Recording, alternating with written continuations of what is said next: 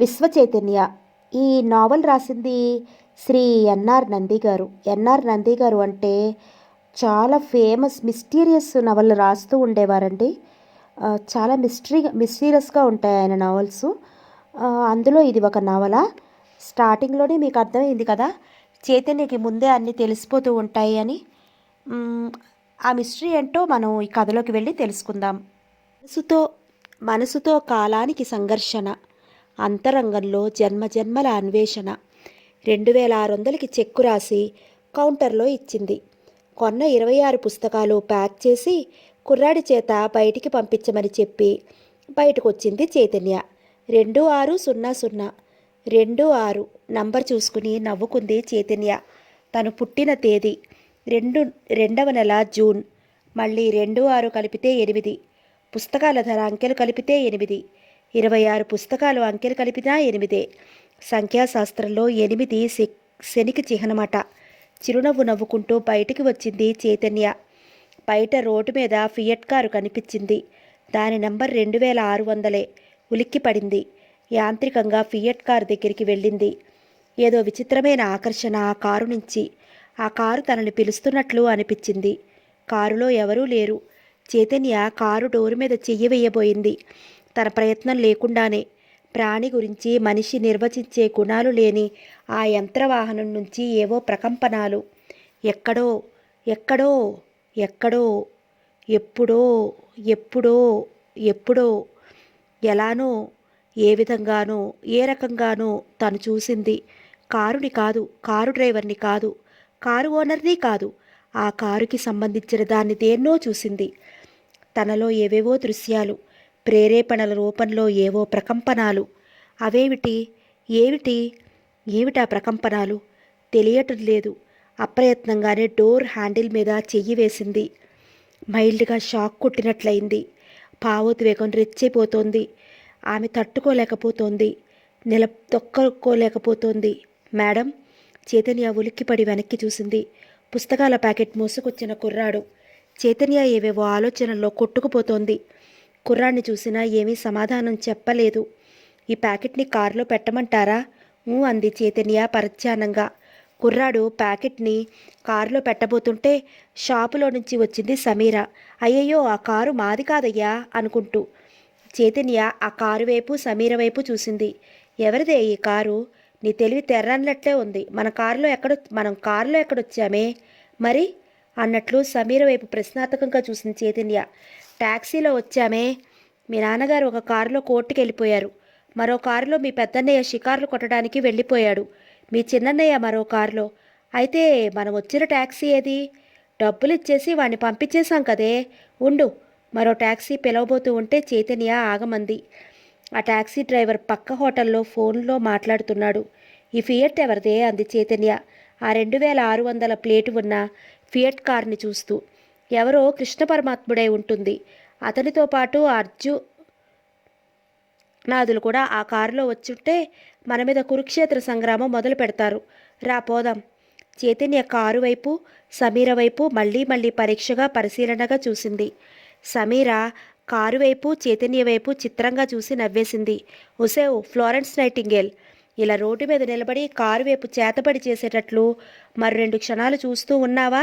ఈ రథచోదకుడు వచ్చి నన్ను లాక్కుపోయి పోలీస్ స్టేషన్లో పారేస్తాడు. అక్కడ నువ్వు జడ్జి గారి అమ్మాయి అన్నా వదలరు.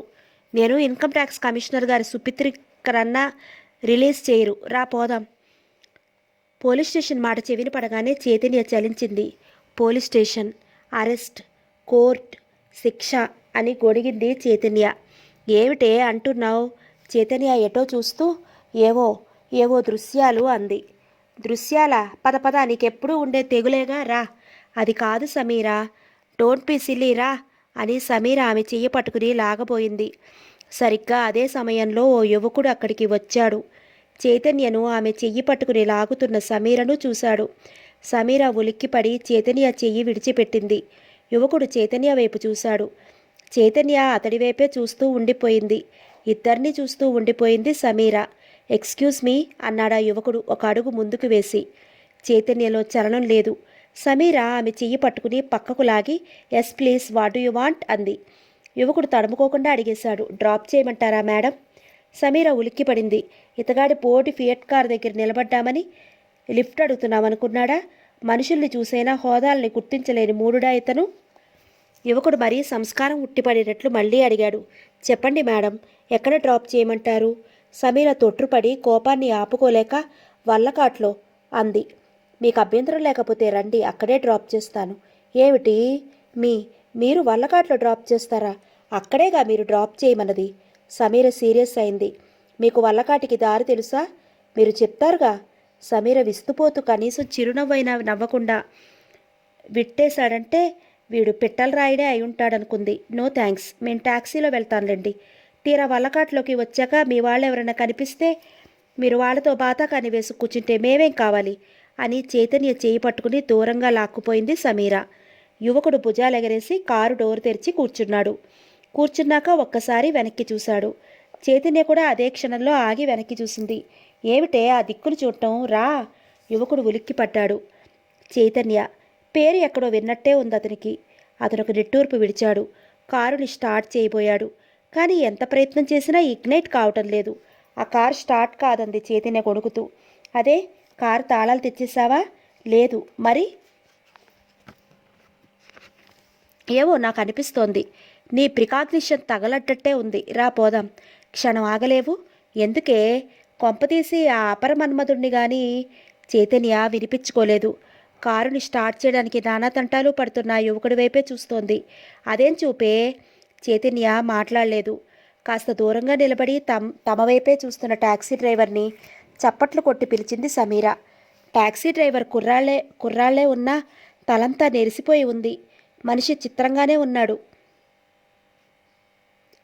సమీర పుస్తకాలు మోస్తున్న కుర్రాన్ని పిలిచి, ఆ బరువుని ఆ వాహనంతో కుదేయవయ్యా, ఎంతసేపని ఆ గోవర్ధన పర్వతాన్ని మోస్తూ నిలబడతావు అంది. గిరిధరుడు పుస్తకాల ప్యాకెట్ని ట్యాక్సీలో పెట్టాడు. వాడికి 10 రూపాయల బక్షీసిచ్చి పంపించేసింది సమీర. చైతన్య ఇక అక్కడి నుంచి కథలు రావడం లేదు. రావే చిట్టి తల్లి, నీకే వచ్చిందని రోడ్డు మీద అలా నిలబడిపోయావు. చైతన్య ఎక్కడో ఉంది. సమీర ఆమెను కదిపింది. చైతన్య ఉలిక్కిపడింది. ఏమైందే? అలా బెల్లం కొట్టిన రాయిలా ఉండిపోయావు? చైతన్య నిట్టూర్పు విడిచింది. నాకేం కాలేదే. ఆ కారులో ఉన్న ఆయనకే కాబోతోంది. ఆ కారులో ఉన్న పిట్టల రాయుడికా? ఏమిటి కాబోతోంది?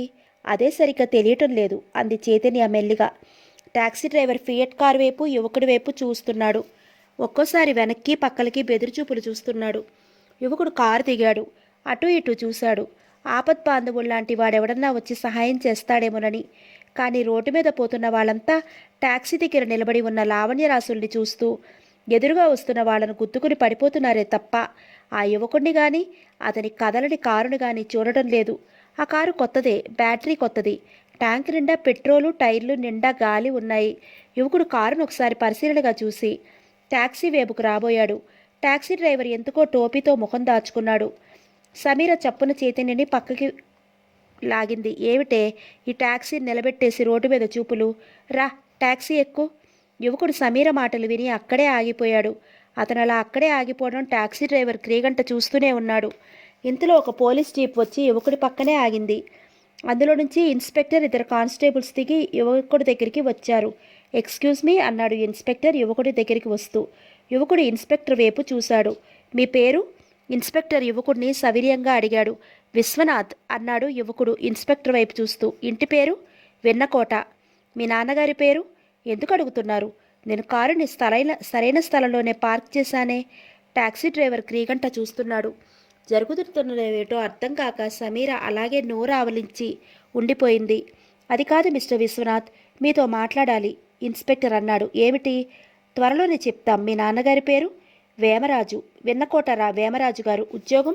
Chief secretary, government of. Vishwanath మాట పూర్తి కాకుండానే థ్యాంక్ యూ, మీరు మాతో రండి అన్నాడు ఇన్స్పెక్టర్. ఎక్కడికి? పోలీస్ స్టేషన్కి. సమీర ఉలిక్కిపడింది. పోలీస్ స్టేషన్ మాట విని చైతన్య దగ్గరకు వచ్చి చేయి పట్టుకుంది. విశ్వనాథ్ ఇన్స్పెక్టర్ వైపు విచిత్రంగా చూశాడు. టాక్సీ డ్రైవర్ చిరునవ్వు నవ్వుకున్నాడు. పోలీస్ స్టేషన్కి నేనెందుకు రావాలి ఇన్స్పెక్టర్? ఇన్స్పెక్టర్కు అరెస్ట్ వారెంట్ కాగితం తీసి చూపించాడు. విశ్వనాథ్ గతుక్కుమన్నాడు. తల తిరిగింది. ఏవేవో స్మృతులు స్పష్టంగా గుర్తుకొచ్చి మాయమైపోతున్నాయి. ఏదో జరిగింది, ఎప్పుడో జరిగింది. ఏమిటి జరిగింది? ఎప్పుడు ఎప్పుడు తెలియటం లేదు. అసలు ఏమీ జరగలేదు. అవును, ఏమీ జరగలేదు. కాదు, జరిగింది, జరిగిపోయింది. ఏమిటి ఏమిటి జరిగింది? ఏమిటది? రండి. విశ్వనాథ్ ఉలిక్కిపడి ఇన్స్పెక్టర్ వైపు చూశాడు. నీతో రావడానికి నాకు అభ్యంతరం ఏమీ లేదు, కానీ ముందు మా బంగళాకి వెళ్ళాలి. వీల్లేదండి. పోనీ చీఫ్ మినిస్టర్ గారితో ఫోన్లో మాట్లాడే అవకాశం ఇస్తారా? నో మిస్టర్ విశ్వనాథ్, నడవండి. విశ్వనాథ్కి కోపం అయితే వచ్చింది, కానీ ఇప్పుడు ఆ కోపాన్ని ప్రదర్శిస్తే ఎదురుగా ఉన్నది మామూలు మనిషి కాదు. చేతిలో అరెస్ట్ వారెంట్ ఉంది. చీఫ్ మినిస్టర్నైనా అరెస్ట్ చేయగలిగే ఆయుధం ఉంది అతని చేతిలో. విశ్వనాథ్ వెనక్కి చూశాడు. నా కారు అంటూ ఉంటే మా వాళ్ళు తీసుకొస్తారు అన్నాడు ఇన్స్పెక్టర్. విశ్వనాథ్ నిట్టూర్పు విడిచాడు. అటు చూశాడు. చైతన్య అతని వైపే చూస్తోంది. విశ్వనాథ్ జీప్ ఎక్కాడు. జీప్ కదిలింది. సమీర వణికిపోతోంది. చైతన్య చేతిని గట్టిగా పట్టుకుంది. చైతన్య, అతన్ని ఎందుకే అరెస్ట్ చేశారు అంది పొడిగా. చైతన్య సమాధానం చెప్పలేదు. నిట్టూర్పు మాత్రం విడిచి పద అని టాక్సీ ఎక్కి కూర్చుంది. టాక్సీ డ్రైవర్ చిరునవ్వు నవ్వుతున్నాడు. ముందు మా ఇంటికి వెళ్దామే సమీరా అంది చైతన్య. అదేమిటే ముందు మా ఇంటికి వెళ్దామన్నావు? వద్దు, ఇంటికి వెళ్ళి నాన్నగారితో మాట్లాడాలి. మీ నాన్నగారు ఇప్పుడు కోర్టులో ఉంటారు కదే అంది సమీర. లేరు. లేకపోవడం ఏమిటి? ఆయన కోర్టుకి వెళ్ళాకనే కదా మనం ఇలా వచ్చాం. అవును, కానీ ఆయన ఇంటికి వచ్చేశారు. నీకెలా తెలుసు? అలా అనిపించింది. అనిపించడం ఏమిటే? ఇవాళ ఆయన ముఖ్యమైన కేసు విచారించాలి కదా. తెలుసు. టాక్సీ కదిలింది. కొంత దూరం వెళ్ళాక సమీర అడిగింది, అతన్ని పోలీసులు ఎందుకు అరెస్ట్ చేశారంటావు? స్మగ్లరా? కాదన్నట్లు చైతన్య తల అడ్డంగా ఊపింది. మరి? సరిగ్గా తెలియటం లేదు. బహుశా హత్య లాంటిది జరిగి ఉండవచ్చు.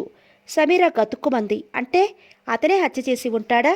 తెలియదు. అతన్ని చూసినప్పుడు అతని చుట్టూ ఎర్రటి రంగు లాంటిది లిప్తలో కనిపించి మాయమైంది. అందువల్ల అతనికి ఎప్పుడో ఎక్కడో ఎలానో జరిగిన హత్యతో బలవన్మరణానికో సంబంధం ఉండి ఉండాలి. లేదు, నా ఊహ తప్పు కూడా కావచ్చు. డ్రైవర్ స్పీడ్ని బాగా తగ్గించి వెనక్కి తిరిగి చైతన్య వైపు చూశాడు. ఆయన మీకు తెలుసా అండి అని అడిగాడు.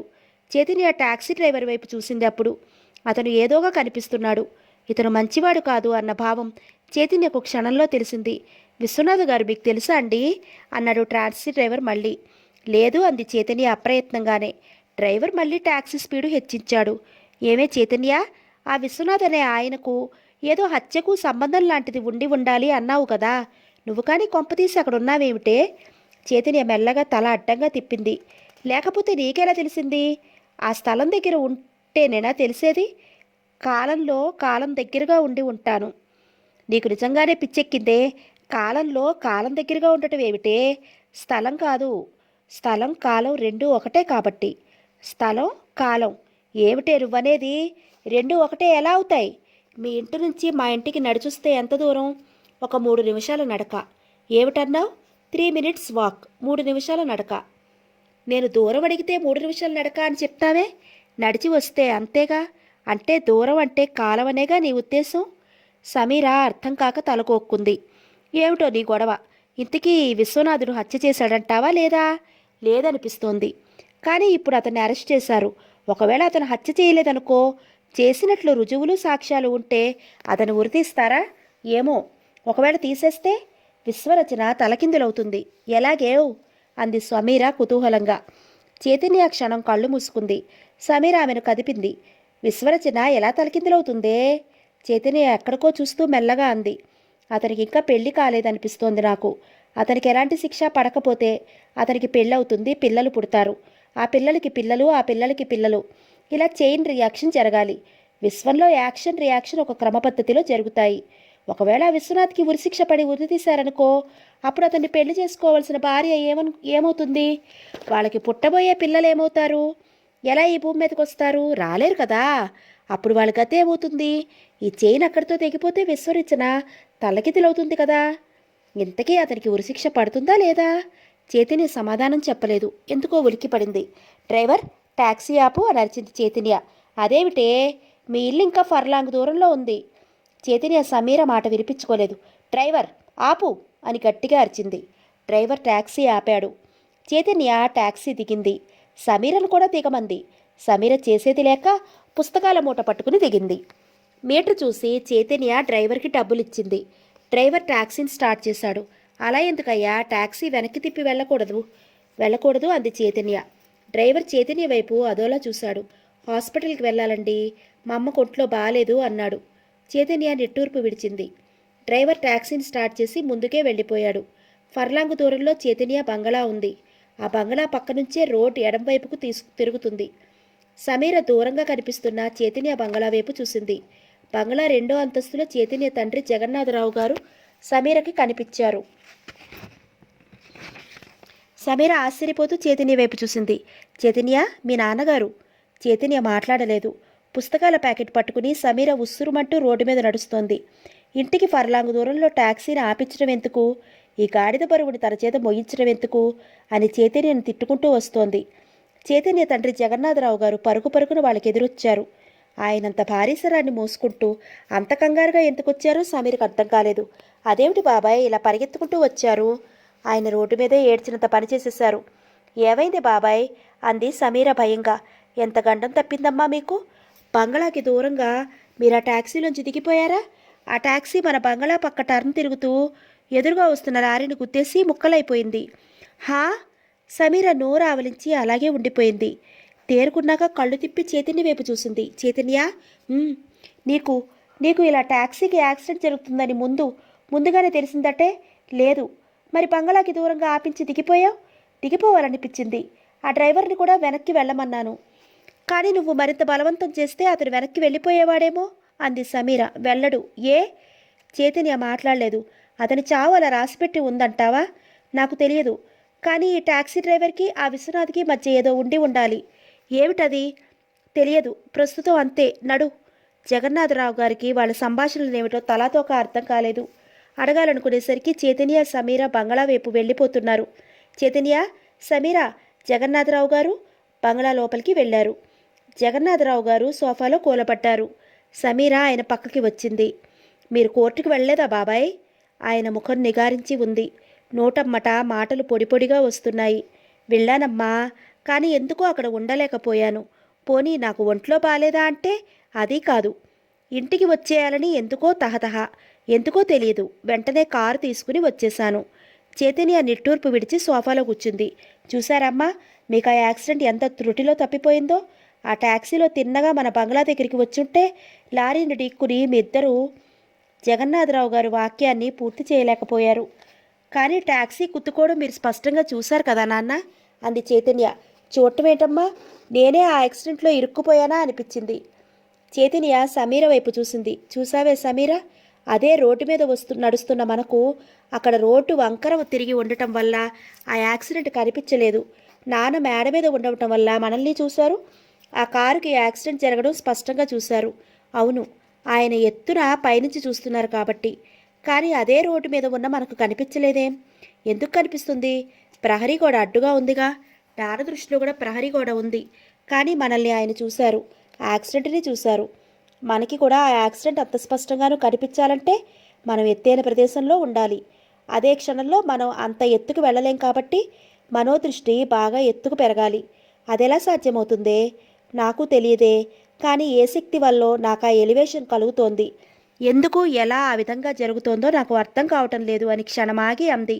బహుశా మన భౌతిక సూత్రాలకు అందని మరో అతీంద్రియ శక్తి మనిషికి కానీ ఉందేమో తెలియటం లేదు. క్షణం నిశ్శబ్దం. జగన్నాథరావుకి కూతురి మాటలు సరిగ్గా అర్థం కావు. ఇంకా ఆయన ఆ టాక్సీ యాక్సిడెంట్ నుంచి కోలుకున్నట్టు లేదు. చైతన్య నిట్టూర్పు విడిచి లేచింది. ఆమె ముఖం కూడా నిగారించి ఉంది. చైతన్య, ఏమిటమ్మా అలా ఉన్నావు? అసలేం జరిగింది అని అడిగారు జగన్నాథరావు గారు. నాకేమన్నా అయిందని మీరెందుకు అనుకుంటున్నారు నాన్న? ఏమో, నిన్ను చూస్తుంటే అలా అనిపిస్తోంది. అసలు నా కోర్టులోనే ఎందుకో నీ మీదకి జాసపోయింది. అంతే. నేను ముఖ్యమైన కేసును వదిలి వచ్చేశారు. ఏ? అది కాదమ్మా అంటూ ఆయన ఏదో చెప్పబోతూ ఉంటే చైతన్య చిరునవ్వు నవ్వింది. అది ఒకందుకు మంచిదేలేండి.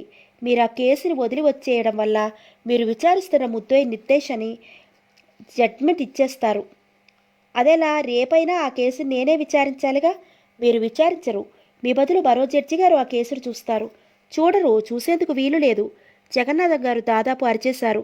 ఇప్పుడు మనం ఇక్కడ వాదించుకోవడం దేనికి? మీరు మరో ముఖ్యమైన కేసును చూస్తారు. ఆయన కంటే నీకు బాగా తెలిసినట్టుందేంటే అని సమీర మధ్య కలిగించుకుంది. ఎవరికి తెలుసు, ఎవరికి తెలియదు అనేది మనం అనుకునే నిర్ణయాలు, ఈ పరిపాలనా విధానాలు, ఈ న్యాయ విచారణలు మనుషులు తయారు చేసుకున్నవి. ఆఫ్టర్ ఆల్, ఇంత పెద్ద విశాల విశ్వంలో మన సూర్యుడు ఎంత, మన భూగృహానికి ఉనికి ఎంత, అందుమీద తిరిగే మనిషి ఎంతటివాడు, జరిగింది, జరుగుతున్నది, జరగబోయేది, జరగాల్సింది అన్నింటినీ విశ్వశక్తుల సూత్రాలు ఎప్పుడో ఖచ్చితంగా రూపొందించేసి ఉన్నాయి. ఆ రచన ప్రకారమే జరగాలి. ఆ సూత్రాలకి లోబడే సంఘటనలన్నీ జరగాలి. వాటిని మార్చడం తిరిగి ఆ విశ్వశక్తికే అసాధ్యం. విశ్వశక్తి అంటే దేవుడా నీ భావం? అంది సమీర. కాదు, అదేమిటో తెలియక మనిషే ఆ విశ్వసూత్రానికి దేవుడు అనే పేరు తగిలించాడు. జగన్నాథం గారు సమీర ముఖాముఖాలు చూసుకున్నారు. చైతన్య ఎప్పుడు ఇలాగే ఏవేవో మాట్లాడుతుంది. అది వితండవాదన అంటే కాదు. ఆమె మాటల్ని అవగాహన చేసుకునే శక్తి తనకు లేదేమో అనుకుంటారు జగన్నాథరావు గారు. ఆమెను వెక్కిరించాలని, ఆట పట్టించాలని సమీరకు అనిపిస్తుంది. కానీ ఆమె మాట్లాడేటప్పుడు ఆమె కళ్ళకులో కనిపించే వింత తేజస్కి భయపడి నోరు మూసుకుంటుంది. ఫోన్ మోగింది. చైతన్య ఫోన్ దగ్గరే ఉన్న రిసీవర్ ఎత్తలేదు. తండ్రి వైపు చూసి మీకు నాన్నగారు అంది. జగన్నాథం గారు కూతురు వైపు చూస్తూనే రిసీవర్ అందుకుని హలో అన్నాడు. సమీర చైతన్య దగ్గరికి వచ్చింది. ఆ ఫోన్ ఎవరి దగ్గర నుంచో వచ్చిందో చెప్పగలవే? చైతన్య మాట్లాడలేదు. ఆమెకు చప్పున 2600 నంబర్ ప్లేట్ తాలూకు ఫియట్ కారు క్షణంలో కనిపించి అదృశ్యమైపోయింది. హలో, జగన్నాథరావు హియర్ అన్నాడు చైతన్య తండ్రి. గుడ్ మార్నింగ్, నేను చీఫ్ సెక్రటరీ వేమరాజుని. అవతల నుంచి కంఠం. గుడ్ మార్నింగ్, ఏమిటి విశేషం? తన కొడుకు విశ్వనాథ్ని అన్యాయంగా అరెస్ట్ చేశారని అవతల నుంచి ఆయన ఏడుస్తూ చెప్తున్నాడు. అరెస్ట్ చేశారా? ఎందుకు? ఆ మధ్య మినిస్టర్ గారు అమ్మాయి శోభ ఒక యాక్సిడెంట్లో చనిపోయింది కదా? అవును. ఆ యాక్సిడెంట్ చేసింది మా అబ్బాయే అంటున్నారు. ఐసి. మరి ఆ అమ్మాయికి మీ అబ్బాయికి ఏమన్నా సంబంధం ఉందంటారా? లేదు. మీరు అంటున్నారా? మా అబ్బాయి అంటున్నాడు. కానీ పోలీసులు ఒప్పుకోవటం లేదు. ఆ అమ్మాయి ఎవరో అయితే దాన్ని ఎలాగో అలాగ తప్పించుకోవచ్చు. కానీ ఆమె మినిస్టర్ గారి అమ్మాయి అయినా అంత పెద్దవారి అమ్మాయిని వీడు చంపాల్సిన అవసరం ఏముంటుంది? ఆ అమ్మాయికి మీ అబ్బాయికి ఎలాంటి సంబంధం లేదంటారా? నాకు తెలిసినంత వరకు లేదు. నిజం తెలుసుకున్నారా? తెలుసుకున్నాకే మీకు చెప్తున్నా. ఎక్కడి నుంచి తెలుసుకున్నారు? మావాడినే అడిగాను. వాడు నాకొక్కడే కొడుకండి. చీఫ్ సెక్రటరీ గారి ఫోన్లోనే ఏడ్చేస్తున్నారు. ఆ అమ్మాయి కూడా ఆ మంత్రి గారికి ఒక్కతే కూతురండి. మరి ఇంతకీ మీరు మీ అబ్బాయిని కాక మరెవరినైనా గట్టిగా అడిగి చూసారా? వాడి ఫ్రెండ్స్ అందరినీ వాకప్ చేశానండి. ఫ్రెండ్స్ కాదు, పైవాళ్ళంటే ఎవరిని అడగగలను? అడిగిన వాళ్ళు రకరకాల వెర్షన్స్ చెప్పొచ్చు. అప్పుడు అది మరింత కాంప్లికేట్ అవుతుందేమో కేసు. మీ అబ్బాయి ఆ శోభ చాలాసార్లు సినిమాలకి షికార్లకి వెళ్ళారని తెలిసింది. జగన్నాథరావు గారి మాటల్ని ఆయన సగంలోనే అట్టారు. అది ఎవరో కల్పించి ఉంటారు. మీ అబ్బాయి కావాలనే తన కారులో ఆమెకు డాష్ ఇచ్చాడని, ఎవరో ఆకాశరామన్న పోలీసులకి ఫోన్ చేశాడని తెలిసింది. నిజం ఆలోచిస్తే మీకెవరికీ తెలియని విషయాలు ఆ శోభకి మీ అబ్బాయికి మధ్య చాలా జరిగి ఉన్నాయేమో. జస్ట్ నా అనుమానమే సుమండి. కానీ మధ్యలో ఈ ఆకాశరామన్న ఎవరో ఏమిటో కూపీ లాగితే అసలు విషయం బయటపడచ్చుగా. అది ఇన్వెస్టిగేషన్లో బయటపడాలి. కానీ ఇందులో ఏదో కూడుపుటాని ఉందనిపిస్తోందండి. మీకు ఆ మంత్రి గారికి ఏమైనా భేదాభిప్రాయాలు ఉన్నాయా? పాలసీ మ్యాటర్స్లో నాకు తెలిసినంత వరకు ఏమీ లేవు. నేనంటే ఆయనకి గౌరవం ఉంది, అభిమానం కూడా. నేను ఆయన చాలా కాలంగా స్నేహితులం కూడా కావచ్చండి. కానీ ఇది మర్డర్ కేస్. అవతల నుంచి క్షణం మాటలు లేవు. చూడండి వేమరాజు గారు, నేను న్యాయాధికారిని. లాని ఇంటర్ప్రిట్ చేయడం నా వృత్తి ధర్మం. మీ అబ్బాయి కేసులో ఏమాత్రం న్యాయం కనిపించినా అతని న్యాయశాస్త్రమే రక్షిస్తుంది. మధ్యలో నేను మాత్రం కేవలం నిమిత్త మాత్రుణ్ణి. ఉండనా మరి? Thank you. అవతల వేమరాజు గారు ఫోన్ పెట్టేశారు. జగన్నాథం గారు సాలోచనగా రిసీవర్ని హుక్ మీద పెట్టారు. చైతన్య కళ్ళు మూసుకుని ఎక్కడో ఉంది. జగన్నాథం గారు ఎవరివైపు చూడలేదు. చేతులు వెనక్కి కట్టుకుని మెల్లగా మేడమెట్లు ఎక్కుతున్నారు. చైతన్య కళ్ళు విప్పింది. తండ్రిని పిలిచి సోఫాలోంచి లేచింది. జగన్నాథం గారికి కూతురు పిలుపు వినిపించలేదు. ఈ వేమరాజు గారు జగన్నాథం గారు కూడా బాగా పరిచయస్తులే. పైపెచ్చు మంచి మిత్రత్వం కూడా ఉంది. కొంత ఉంది. విదేశీ మందు దొరికినప్పుడు ప్రాణ స్నేహితులు, దొరకని రోజున క్లబ్లో పేకాట ఫ్రెండ్స్. నాన్న, జగన్నాథం గారు ఉలిక్కిపడ్డారు. ఆగి కూతురు వైపు చూశారు. చైతన్య మెట్లెక్కి ఆయన దగ్గరకు వెళ్ళింది. నేను కేసు రుజువైతే చీఫ్ సెక్రటరీ గారి అబ్బాయికి ఏ శిక్ష విధిస్తారు? ఆయన ఉలిక్కిపడి చైతన్య వైపు చూశాడు. చైతన్య మళ్ళీ అదే ప్రశ్న వేసింది. రుజువైనప్పుడు కదా అన్నాడాయన. రుజువైతే మాట అవనివ్వను అనేశాడతను యథాలాపంగా. అవనివ్వకపోవడం మీ చేతుల్లో లేదు. మీకు బాధ్యత గల హోదాలో ఉన్నారని కాదు, కానీ మీకు ఆ శక్తి లేదు. ఆ కేసు రుజువు కాకుండా చేయడానికి. ఆయనకు పౌరుషం ముంచుకొచ్చింది. చేయగలను. నా పదవికి రాజీనామా ఇప్పుడు ఇచ్చైనా సరే అతని తరఫున వాదిస్తాను. అంత పని జరగదులండి. అయినా ఆ కేసు రుజువు కావడం కాకపోవడం మీ చేతుల్లో లేదండి. ఉంది ఉంది అని అరిచేశారు జగన్నాథరావు గారు. క్షణం తర్వాత కూతురు పట్టారు. కూతుర్ని దగ్గర తీసుకుని తల నిమిరారు. ఇలాంటివి ఎన్నో కేసులు తారుమారైపోయాయమ్మా. అసలు అలా తలకిందులు చేయగలిగే లోపాలు న్యాయశాస్త్రంలోనే ఉన్నాయి. ఎన్ని లోపాలున్నా జరగాల్సిన దాన్ని మీరు కానీ మీ న్యాయశాస్త్రం కానీ ఆపలేవు. తారుమారైపోయిన కేసులన్నీ అలా తలకిందులు అవ్వాలని రాసిపెట్టి ఉన్నాయి కాబట్టే తలకిందులయ్యాయి. మీరు మాత్రం అందులో నిమిత్త మాత్రులు. అంటే దేవుడనేవాడొచ్చి మార్చేశాడంటావా? దేవుడెవరు నాన్నా? ఆ దేవుడనే కృత్రిమత్వాన్ని సృష్టించుకున్నది మనిషి. మీ బలహీనతలని ఆ దేవుడి మీదకి నెట్టేస్తారే. చైతన్య చిరునవ్వు నవ్వింది. మరి ప్రతి ఏడాది తిరుపతి ఎందుకు వెళ్తున్నారు? జగన్నాథరావు గారు సమాధానం చెప్పడంతో ఇరకాటన పడ్డారు. తిరుపతికి వెళ్ళడం just for a change. Chaitanya నవ్వింది. కాదు నాన్న, మనం మనుషులం. మనం మిగతా ప్రాణికోటి కంటే చాలా చాలా గొప్ప మేధావులమని మనకు అహం. కానీ మనం ఎప్పుడో ఎక్కడో ఎలాగో ఓడిపోతున్నామనే భయం మనల్ని అనుక్షణం పీడిస్తూనే ఉంటుంది. అందువల్ల మనకంటే మరో మేధావి ఉండాలనే అనుమానం ప్రతిక్షణం మనల్ని వేధిస్తూ ఉంటుంది. కానీ ఆ మేధావి ఎవరో ఏమిటో తెలియక మనకన్నా పరిమిత జ్ఞానంలో ఒకణ్ణి మన ఊహలతో సృష్టించుకుని పూజిస్తున్నాం. కానీ మనలోని అహం మాత్రం పూర్తిగా చావదు. అందువల్ల ఆ ఊహ భగవంతుడి పూజిస్తూనే వాడి ఉనికిని శంకిస్తున్నాం. ఈ ద్వంద్వ ప్రవృత్తిలో ఆ దేవుణ్ణి పూజిస్తూ తిడుతూ పూజిస్తాం. అది దేవుడు కాదు నాన్న, విశ్వసూత్రం. దాన్ని మీరు కాదు కదా, ఈ భూమి, సూర్యుడు, కోట్ల కోట్ల కోట్ల నక్షత్రాలు ఎదిరించలేవు. విశ్వసూత్రాలని అవే ఎదిరించలేక ఒక క్రమపద్ధంలో నడుస్తూ పోతూ ఉంటే నలుసు కంటే అల్పమైన మనిషి ఎదిరించగలడు నాన్న. చాలాసేపటి వరకు జగన్నాథం గారు మాట్లాడలేకపోయారు. అంటే నువ్వనేది ఏమిటమ్మా? విశ్వనాథ్ దోషి అంటావా, నిర్దోషి అంటావా? నాకు తెలియదు అంది చైతన్య క్లుప్తంగా. నువ్వనేది ఏమిటో వివరంగా చెప్పమ్మా. నీ మాట మీద నాకు నమ్మకం ఉంది. నువ్వెప్పుడూ గూఢార్థంగానే మాట్లాడతావు. 6 నెలల క్రితం ఒక రోజున నువ్వు నన్ను కోర్టుకు వెళ్ళొద్దని తెగ పోరు పెట్టి చెప్పావు. ముఖ్యమైన కేసు కాబట్టి వెళ్ళక తప్పింది కాదు. కోర్టులో బ్రిటిష్ వాళ్ళు ఎప్పుడో సీలింగ్కి తగిలించిన ఫ్యాన్ కాస్త అకారణంగా ఊడి నా నెత్తిన పడింది. మీ అమ్మ పసుతాడు గట్టిది కాబట్టి బతికి బయటపడ్డాను. ఇప్పుడు ఇలా అంటున్నావు. దీనిలో ఉన్న సూత్రం ఏమిటమ్మా? నీకు ఈ విషయాలు ఎలా తెలుస్తున్నాయి? నాకే తెలియని వాటి గురించి నన్ను అడిగితే నేనేం చెప్తాను అని క్షణం ఆగి నాకెందుకో ఇప్పుడే అనిపించింది.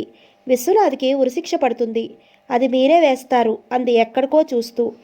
చిత్రంగా చూశాడు జగన్నాథరావు గారు. చైతన్య ఆమె కదలలేదు. ఎవరితోనో మాట్లాడుతున్నట్లుగా అంది. కానీ ఆయన్ని ఉరితీస్తే విశ్వరచనే అని వాక్యం పూర్తి చేయకుండానే మెల్లగా తన గదిలోకి వెళ్ళిపోయింది. జగన్నాథం గారు క్షణం సేపు తానెక్కడ ఉన్నది గుర్తించలేని అయోమయ స్థితిలో పడిపోయారు. చైతన్య ఎలా జరగబోయే విషయాలన్నిటినీ చెప్పగలుగుతూ ఉంటే ఆమె ఈ భౌతిక ప్రపంచంలో బ్రతకగలదా అని భయపడిపోయారు. చైతన్య తన బెడ్రూంలోకి పోయి పరుపు మీద వాలిపోయింది. ఈ లోకంలో ఉన్నట్టు లేదు. కళ్ళు మూసుకోకపోయినా చుట్టూ ఉన్న భౌతిక పరిసరాల్లో లేదు. కోట్ల కోట్ల కోట్ల కోట్ల కిలోమీటర్ల వేగంతో ఆమె భావాలు రుజుమార్గమని భ్రమ కలిగించే వక్రమార్గంలో విశ్వంలో తిరిగి భూగ్రహం మీద జరగబోయే సంఘటనల్ని స్పష్టంగా చూస్తోంది. ఆ సంఘటనలు ఎప్పుడు జరిగాయి, ఎప్పుడు జరగబోతున్నాయి అన్న కాలం మాత్రం తెలియటం లేదు. సమీర వచ్చింది. ఆమెను పిలిచింది. కానీ చైతన్య కదలలేదు, మాట్లాడలేదు. విసిగెత్తిన సమీర ఆమె భుజం పట్టుకుని ఊపింది. చైతన్య ఈ లోకంలోకి వచ్చి పడింది. ఏ లోకంలో ఉన్నావే? ఎంత పిలిచినా ఉలకవు పలకవు. చైతన్య నిట్టూర్పు విడిచి అంది. ఏమిటి నీ మొహం? ఏమైంది? ఇందాక మనల్ని మోసుకొచ్చిన టాక్సీ డ్రైవర్ బంగళా ముందే యాక్సిడెంట్లో చచ్చిపోయాడు. వెళ్ళి చూసొద్దామా? చైతన్య ఎటో చూస్తూ పరధ్యానంగా కొణిగింది. ప్రకృతిం యాంతి భూతాని నిగ్రహ కిం కర్షెత్తి. సమీర ఉస్సురంది. ఏమిటే నీ సంస్కృతం ఏడుపు? మనుషులు ప్రకృతి ధర్మం వల్లే పనులు చేస్తూ ఉంటారు అని క్షణం ఆగి, విధి అనేది తెలియదా నీకు అంది. వెధవ పిచ్చి వేదాంతో మాట్లాడకు. అసలు నీకు దేవుడి మీదే నమ్మకం లేదు. విధి కర్మ అంటావేమిటే? అవతల ఒక నిండు ప్రాణి నిష్కారణంగా పోతే వెధవ భాష్యాలు చెప్తావే? చైతన్య క్షణం మాట్లాడలేదు. సమీ, ఇందాక పుస్తకాల షాపు దగ్గర అరెస్ట్ చేసిన మనిషిని చూసావు కదూ? ఆ, చీఫ్ సెక్రటరీ కొడుకుగారట ఆ పిట్టల రాయుడు. అతను బాగా తెలిసిన మనిషిలా అనిపించడం లేదు? తెలిసిన మనిషా? నీకా నాకా? ఒసేవ్, ఇక లాభం లేదే. నువ్వు ఆ హంతకుడిని ప్రేమలో పడిపోయావు. అతను హంతకుడు కాదు. మరి హంతకుడే. ఏమిటే క్షణానికో మాట్లాడుతున్నావు? హంతకుడంటావు, కాదంటావు. ఉన్న ఒక్క సాక్ష్యం పోయింది. ఏమిటా సాక్ష్యం? Taxi driver. ఎవరు? Taxi driver. టాక్సీ డ్రైవరా? చైతన్య ఉలిక్కిపడింది. ఏమిటన్నాను? ఉన్న ఒక్క సాక్ష్యం పోయిందన్నావు అని టాక్సీ డ్రైవర్ అన్నావు. అలా అన్నానా? సమీర తల బాదుకుంది. కర్మ, నువ్వేం మాట్లాడుతున్నావో నీకే తెలియటం లేదే. నీ మాటలు నమ్మాలో నమ్మకూడదో తెలియక మధ్య నేను చస్తున్నాను. సరే నడు, ఆ యాక్సిడెంట్ని మేడ మీద నుంచి చూద్దాం. అవసరం లేదు. అయితే నేను వెళ్ళిపోనా? చైతన్య తల ఊపింది. వెళ్ళిపోవాలా? సరేలే, ఇక నువ్వు రమ్మని ఫోన్ చేసి అరిచి కీ పెట్టినా రాను అంటూ సమీర వెళ్ళిపోయింది. చైతన్య సమాధానం చెప్పలేదు. ఎక్కడికో వెళ్ళిపోతోంది. విశ్వనాథ్ నిర్దోషి. మంత్రిగారి అమ్మాయి చనిపోవడంతో అతను నిర్దోషి. చనిపోవడంలో అతను నిర్దోషి, నిమిత్తమాత్రుడు. ఆమెను అతడు చంపలేదు. అతని కారు చంపింది. ఆ కారును డ్రైవ్ చేస్తున్నది మాత్రం అతనే, విశ్వనాథే. కనుక ఆ అమ్మాయిని ఆ క్షణంలో విశ్వనాథ్ చచ్చిపోవాలి. కానీ అతడు చావటానికి వీల్లేదు, చావకూడదు. కానీ విశ్వనాథ్ ఆ మంత్రిగారి అమ్మాయిని చంపనూ లేదు, చంపాలనే ఉద్దేశమూ లేదు. కానీ అతని కారు ఆమెను చంపింది. అతని కారు ఆమెను చంపకపోయినా, అతను ఆ స్థలంలో లేకపోయినా, ఆ క్షణంలో ఆమె అదే స్థలంలో చనిపోవాలి. ఆ మరణం మరొకరి వల్ల సంభవించి ఉండేది, సంభవించాలి కూడా.